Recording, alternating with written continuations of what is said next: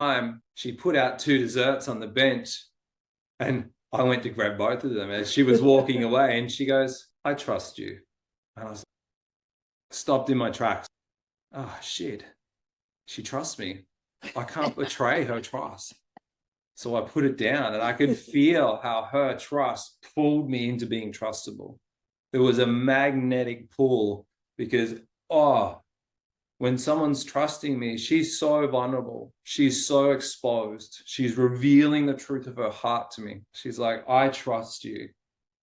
And it's like, there's a weight to that. That's really heavy. It's really sort of serious. It pulls. And her trusting me brought up in me, I can't betray her. I can't betray that trust.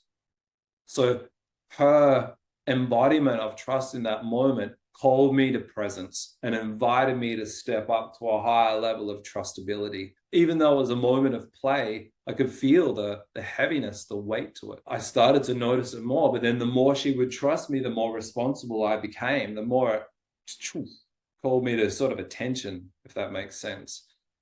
So it's a very potent capacity, especially in a woman's body. When she trusts to feel that vulnerability, she's risking being hurt. She's risking being betrayed. She's risking something happening to her. She's being incredibly vulnerable and incredibly courageous in that moment, and invites me to become the better version of myself that I would actually want to be, but then not always able to be because it's so bloody hard.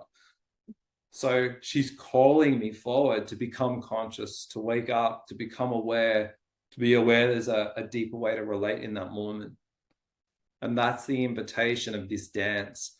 It's to evolve beyond the constraints of having to perform in a particular way to earn someone's trust, which feels like an exchange, to this, it's awakening me to the areas where I'm unconscious, waking me up spiritually to become more present, to become more available, to become more trustable. And the same practice is happening in her body. Spiritually, she's practicing to surrender, to let go, to reveal the truth of her heart, to allow herself to be seen fully and to risk being hurt. So there's a spiritual growth and evolution that happens when we dance with trust in this way.